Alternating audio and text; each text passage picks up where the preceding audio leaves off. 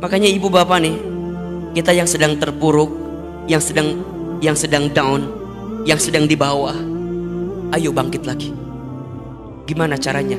Hadirkan sholat tahajud.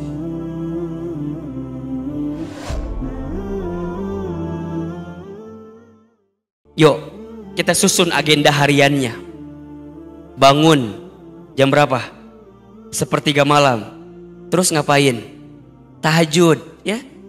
Sholat tahajud itu, ayah bunda sayang, bapak ibu sekalian, sholat yang bisa mengantarkan kemuliaan bagi seorang manusia. Makin hebat tahajudnya, makin mulia hidupnya. Surat Al-Isra ayat 79. Wa minal laili fatahajjad bihi nafilatan lak asa ayyab'asaka rabbuka maqamam mahmuda. Dan di waktu malam bangunlah, dirikan sholat tahajud. Tuh, langsung disebutkan langsung fatahajjad kan gitu.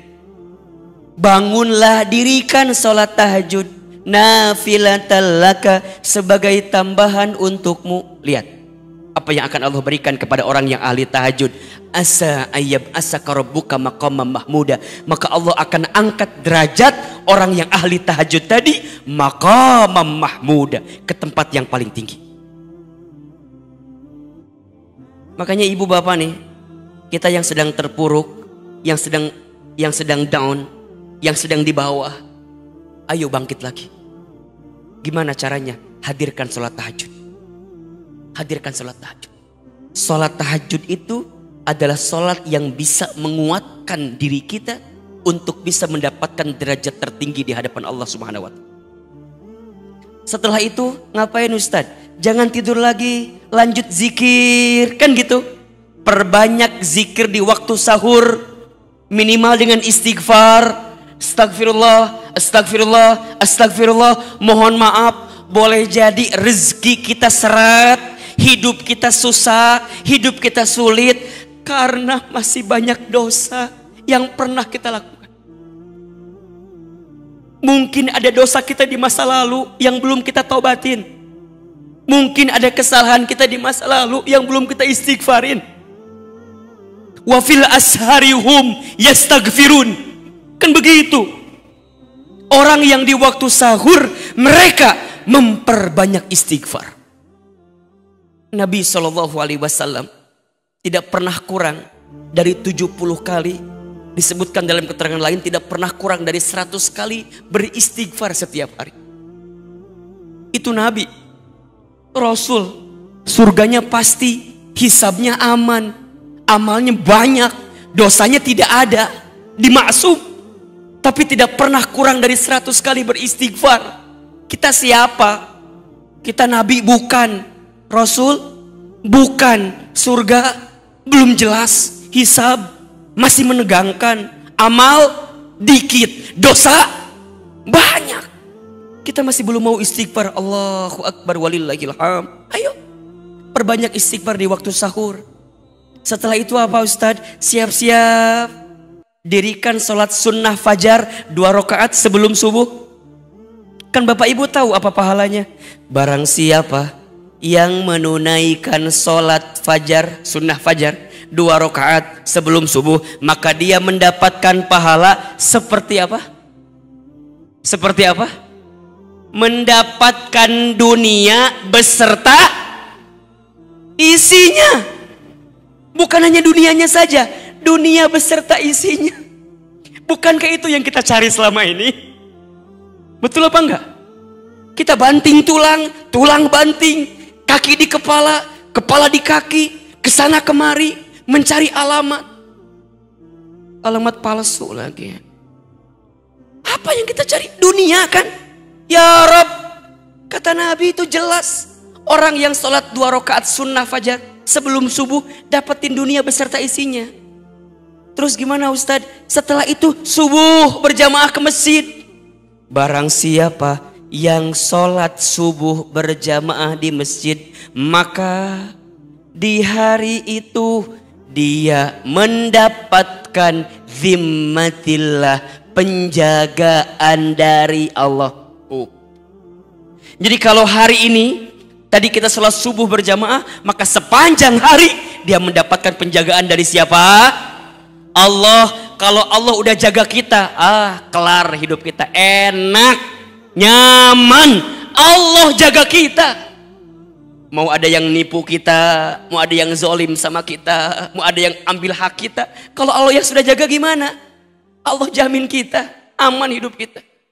Kemudian ngapain lagi Ustadz? Lanjut, nggak pulang dulu, dia duduk di masjid. Barang siapa yang sholat subuh berjamaah di masjid, summa qa'ada, kemudian dia duduk, ngapain? Zikir, muhasabah, baca Quran, taklim, kajian di masjid. Sampai kapan Ustadz? Sampai datangnya waktu syuruk. Setelah itu kemudian dia sholat 2 rakaat, maka dia mendapatkan pahala apa? Haji umrah sempurna. Kemudian Ustadz, infak sodakoh, infak pagi, sedekah subuh. Almarhum guru kita Allahu yarham Syekh Ali sering bilang, sedekah subuh. Ustadz, apa pahalanya? Ya Rob, perhatikan hadis berikut ini. Ya, untuk kita agar terbiasa sedekah subuh.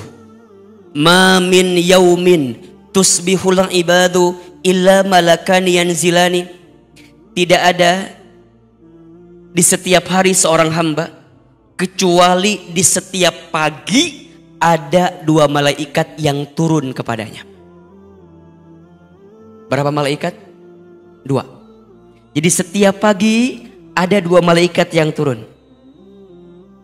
Ahilman, ngapain malaikat itu? Ternyata 2 malaikat ini berdoa kepada Allah. Sekarang saya mau tanya, kalau malaikat berdoa, pasti diijabah atau tidak? Pasti dikabulkan atau tidak? Pasti. Apa doanya? Malaikat yang pertama berdoa kepada Allah, Allahumma a'ti munfiqan khalafa. Ya Allah, berikanlah munfiqan kepada orang yang berinfak, bersedekah di waktu pagi hari tadi. Apa? Khalafa, ganti yang lebih baik daripada apa yang dia infakkan. Ini yang doa siapa ini? Yang doa siapa ini? Malaikat, bukan Ahilman, ini malaikat yang doa ini. Ganti dengan yang lebih baik. Kemudian malaikat kedua berdoa, apa doanya? Allahumma ya Allah, a'ti, berikanlah, mumsikan, kepada orang yang pelit, medit, kopet, koret, apalagi? Meregehese, cap jahe, buntut kasir, medit betul. Apa? Talafa, binasakan dia dengan apa yang dia miliki. Apalagi Nabi juga berdoa di waktu pagi. Apa doa Nabi? Allahumma barik li ummati fi bukuriha. Ya Allah, berkahilah umatku di pagi harinya. Malaikat berdoa, Nabi berdoa, Allahu Akbar, tembus, mustajab. Dan itu adanya kapan? Di pagi hari.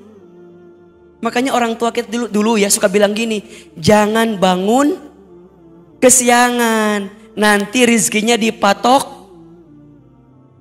Yang ngambil ayam kan, bukan toko sebelah ya. Ayam. Ngapain lagi Ustadz? Baru ikhtiar, jalan, ayo siap-siap, bismillah. Yang kantor berangkat ke kantor, ya. Yang dagang siapin lapaknya, bismillah. Awalnya kita udah nyiapin ikhtiar langitnya dulu kan. Coba dari tahajud, istighfar, sholat fajar 2 rakaat sebelum subuh, sholat subuh, kemudian isyraq, kemudian infak sedekah. Masa sih rizkinya nggak ada? Ya nggak? Kemudian apa? Duha, sholat duha. Barang siapa yang tidak meninggalkan 4 rakaat sholat duha di pagi hari, maka Allah akan cukupkan kebutuhannya. Cukup kebutuhannya. kita gak usah minta banyak lah, minta cukup aja. Betul? Mau bangun rumah, cukup. Renovasi rumah, cukup. Ganti mobil, cukup. Nambah kendaraan, cukup. Beli ruko, cukup. Haji umroh, cukup. Nikah lagi, tidak cukup. Jangan. Cukup, minta yang cukup. Kan itu yang kita minta sama Allah, betul gak? Karena banyak orang yang berlimpah tapi gak cukup hatinya. Banyak orang yang punya segalanya tapi gak cukup. Tapi ada orang yang mungkin dikit-dikit aja, gajinya gak gede Ustadz, tapi cukup gitu. Allahu Akbar. Coba saya mau tanya ibu bapak, tolong jawab, pilih mana? Kaya gelisah, miskin tenang. Saya tahu jawabannya, saya tahu ya. Yang ketiga jawabannya ya. Kaya, kalau boleh milih ini mah ya. Mungkin kita nggak usah minta yang banyak-banyak, tapi tenang, cukup, itu kebahagiaan. Maka ayo duha, jangan sampai lupa sholat duha itu. Kalau mau kita sempurnakan 12 rakaat kan, barang siapa yang sholat duha 2 rakaat, maka kelak dia dibangunkan istana di mana? Di surga. Makanya dalam duha kita sering doakan setelah duha apa? Allahumma inna duha'a duha'uka wal baha'a baha'uka wal jamala jamaluka wal quwwata quwwatuka wal qudrata qudratuka wal ismata ismatuka. Lanjut doanya. Allahumma in kana rizqi fis samai fa'anzilhu wa in kana fil ardi fa'akhrijhu wa in kana haraman fatahhirhu wa in kana mu'assiran fayassirhu wa in kana ba'idan faqarribhu ma ataita ya Allah fi ibadikas sholihin. Ya Allah, jika rizkiku masih di langit, maka turunkanlah. Jika rizkiku masih di bumi, maka keluarkanlah.